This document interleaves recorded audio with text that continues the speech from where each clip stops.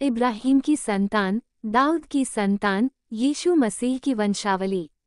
इब्राहिम से इसहाक उत्पन्न हुआ, इसहाक से याकूब उत्पन्न हुआ, और याकूब से यहूदा और उसके भाई उत्पन्न हुए। यहूदा से फिरिस, और यहूदा और तामार से जोरा उत्पन्न हुए, और फिरिस से हिस्रोन उत्पन्न हुआ, और हिस्रोन से एराम उत्पन्न हुआ, और एराम से अम्मीनादाब उत्पन्न हुआ, और अम्मीनादाब से नहशोन, और नहशोन से सलमोन उत्पन्न हुआ, और सलमोन और राहब से बोअज उत्पन्न हुआ, और बोअज और रूत से ओबेद उत्पन्न हुआ, और ओबेद से यिशै उत्पन्न हुआ, और यिशै से दाऊद राजा उत्पन्न हुआ, और दाऊद से सुलेमान उस स्त्री से उत्पन्न हुआ जो पहले उरिय्याह की पत्नी थी, और सुलेमान से रहबाम उत्पन्न हुआ, और रहबाम से अबिय्याह उत्पन्न हुआ, और अबिय्याह से आसा उत्पन्न हुआ, और आसा से यहोशाफात उत्पन्न हुआ, और यहोशाफात से योराम उत्पन्न हुआ, और योराम से उजियाह उत्पन्न हुआ, और उजियाह से योताम उत्पन्न हुआ, और योताम से आहाज उत्पन्न हुआ, और आहाज से हिजकिय्याह उत्पन्न हुआ, और हिजकिय्याह से मनश्शे उत्पन्न हुआ, और मनश्शे से आमोन उत्पन्न हुआ, और आमोन से योशिय्याह उत्पन्न हुआ, और बंदी होकर बाबुल जाने के समय में योशिय्याह से यकुन्याह और उसके भाई उत्पन्न हुए। बंदी होकर बाबुल पहुँचाए जाने के बाद यकुन्याह से शालतिएल उत्पन्न हुआ, और शालतिएल से जरुब्बाबिल उत्पन्न हुआ, और जरुब्बाबिल से अबीहूद उत्पन्न हुआ, और अबीहूद से इल्याकीम उत्पन्न हुआ, और इल्याकीम से अजोर उत्पन्न हुआ,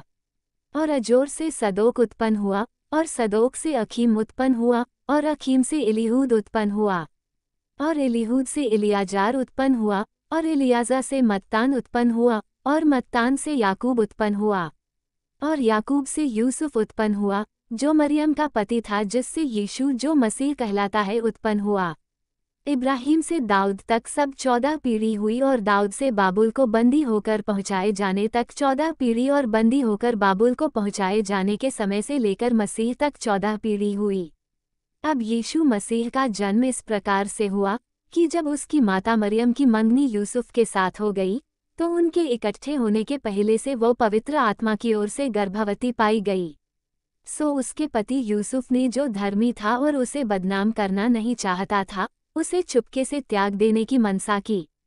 जब वह इन बातों के सोच ही में था, तो प्रभु का स्वर्गदूत उसे स्वप्न में दिखाई देकर कहने लगा, हे यूसुफ, दाऊद की संतान, तू अपनी पत्नी मरियम को अपने यहाँ ले आने से मत डर, क्योंकि जो उसके गर्भ में है वो पवित्र आत्मा की ओर से है। वह पुत्र जनेगी, और तू उसका नाम यीशु रखना, क्योंकि वह अपने लोगों का उनके पापों से उद्धार करेगा। यह सब कुछ इसलिए हुआ कि जो वचन प्रभु ने भविष्यद्वक्ता के द्वारा कहा था वो पूरा हो, कि देखो, एक कुंवारी गर्भवती होगी और एक पुत्र जनेगी, और उसका नाम इम्मानुएल रखा जाएगा, जिसका अर्थ यह है, परमेश्वर हमारे साथ। सो यूसुफ नींद से जागकर प्रभु के दूत की आज्ञा अनुसार अपनी पत्नी को अपने यहाँ ले आया, और जब तक वह पुत्र न जनी तब तक वो उसके पास न गया, और उसने उसका नाम यीशु रखा। हेरोदेस राजा के दिनों में जब यहूदिया के बैतलहम में यीशु का जन्म हुआ, तो देखो, पूर्व से कई ज्योतिषी यरूशलेम में आकर पूछने लगे कि यहूदियों का राजा जिसका जन्म हुआ है कहाँ है,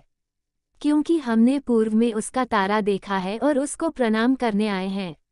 यह सुनकर हेरोदेस राजा और उसके साथ सारा यरूशलेम घबरा गया, और उसने लोगों के सब महायाजकों और शास्त्रियों को इकट्ठे करके उनसे पूछा कि मसीह का जन्म कहाँ होना चाहिए। उन्होंने उससे कहा, यहूदिया के बैतलहम में, क्योंकि भविष्यद्वक्ता के द्वारा यूं लिखा है कि हे बैतलहम, जो यहूदा के देश में है, तू किसी रीति से यहूदा के अधिकारियों में सबसे छोटा नहीं, क्योंकि तुझमें से एक अधिपति निकलेगा जो मेरी प्रजा इस्राएल की रखवाली करेगा। तब हेरोदेस ने ज्योतिषियों को चुपके से बुलाकर उनसे पूछा कि तारा ठीक किस समय दिखाई दिया था, और उसने यह कहकर उन्हें बैतलहम भेजा कि जाकर उस बालक के विषय में ठीक ठीक मालूम करो, और जब वह मिल जाए तो मुझे समाचार दो, ताकि मैं भी आकर उसको प्रणाम करूं।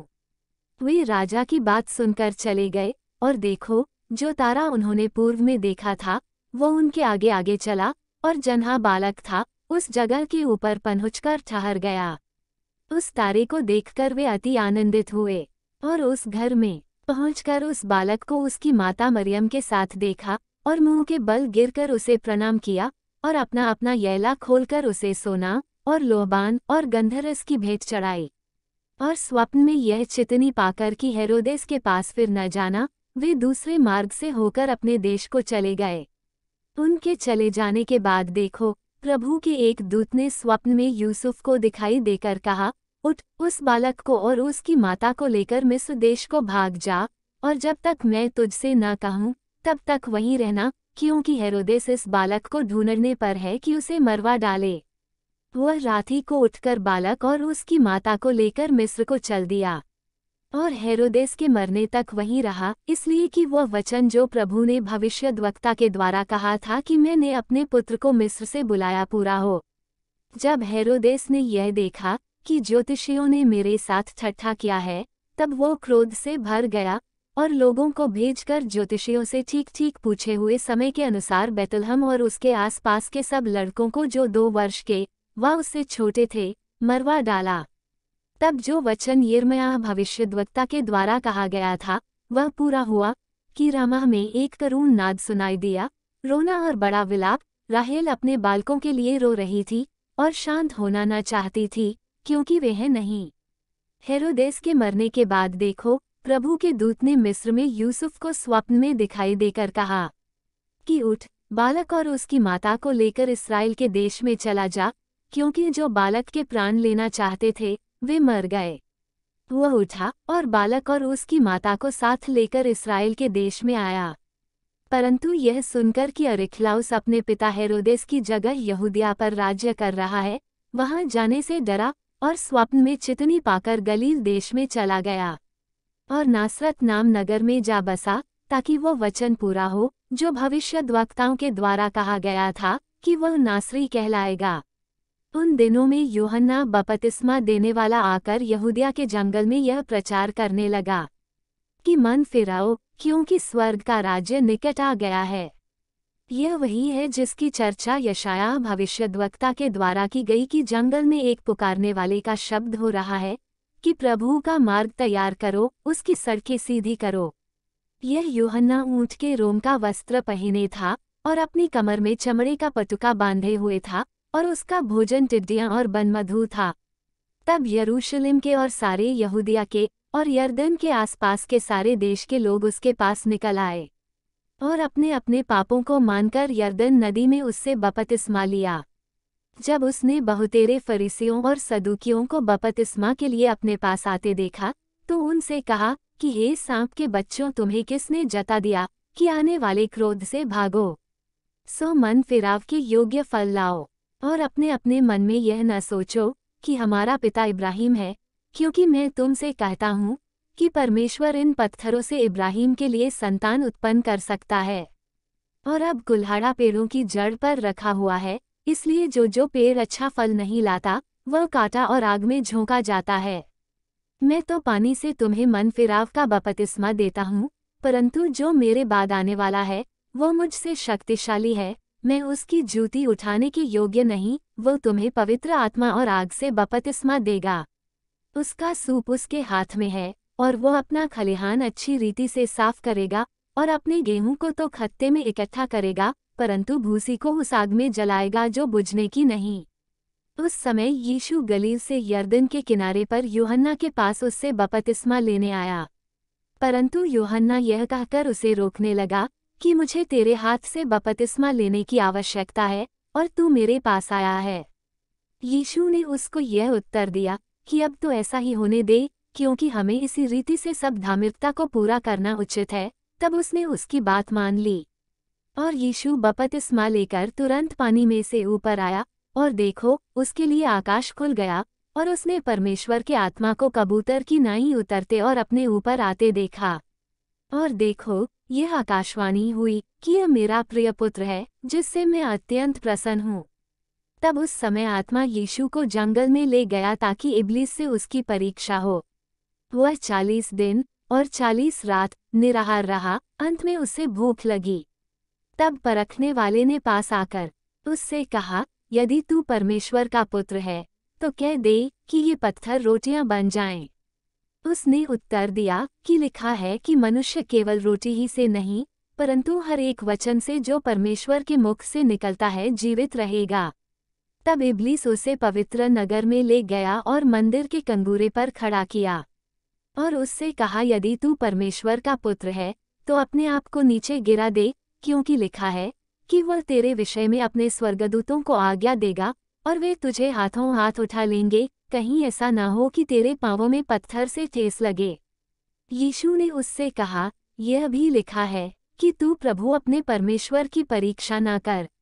फिर शैतान उसे एक बहुत ऊंचे पहाड़ पर ले गया और सारे जगत के राज्य और उसका विभव दिखाकर उससे कहा कि यदि तू गिरकर मुझे प्रणाम करे तो मैं यह सब कुछ तुझे दे दूंगा।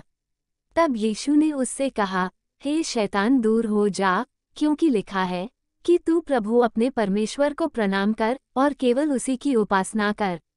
तब शैतान उसके पास से चला गया और देखो, स्वर्गदूत आकर उसकी सेवा करने लगे। जब उसने यह सुना कि यूहन्ना पकड़वा दिया गया तो वह गलील को चला गया और नासरत को छोड़कर कफरनहूम में जो झील के किनारे जबूलून और नप्ताली के देश में है जाकर रहने लगा, ताकि जो यशायाह भविष्यद्वक्ता के द्वारा कहा गया था वह पूरा हो कि जबूलून और नप्ताली के देश झील के मार्ग से यरदन के पार अन्य जातियों का गलील। जो लोग अंधकार में बैठे थे उन्होंने बड़ी ज्योति देखी, और जो मृत्यु के देश और छाया में बैठे थे उन पर ज्योति चमकी। उस समय से यीशु प्रचार करना और यह कहना आरंभ किया कि मन फिराओ, क्योंकि स्वर्ग का राज्य निकट आया है। उसने गलील की झील के किनारे फिरते हुए दो भाइयों अर्थात शमौन को जो पतरस कहलाता है और उसके भाई अंद्रियास को झील में जाल डालते देखा, क्योंकि वे मछुए थे, और उनसे कहा, मेरे पीछे चले आओ तो मैं तुमको मनुष्यों के पकड़ने वाले बनाऊंगा। वे तुरंत जालों को छोड़कर उसके पीछे हो लिए, और वहां से आगे बढ़कर उसने और दो भाइयों अर्थात जब्दी के पुत्र याकूब और उसके भाई यूहन्ना को अपने पिता जब्दी के साथ नाव पर अपने जालों को सुधारते देखा और उन्हें भी बुलाया। वे तुरंत नाव और अपने पिता को छोड़कर उसके पीछे हो लिए। और यीशु सारे गलील में फिरता हुआ उनकी सभाओं में उपदेश करता और राज्य का सुसमाचार प्रचार करता और लोगों की हर प्रकार की बीमारी और दुर्बलता को दूर करता रहा। और सारे सूरिया में उसका यश फैल गया, और लोग सब बीमारों को, जो नाना प्रकार की बीमारियों और दुखों में जकड़े हुए थे और जिनमें दुष्टात्माएं थीं, और मिर्गी वालों और झोले के मारे हुओं को उसके पास लाए और उसने उन्हें चंगा किया। और गलील और दिकापुलिस और यरूशलेम और यहूदिया से और यरदन के पार से भीड़ की भीड़ उसके पीछे हो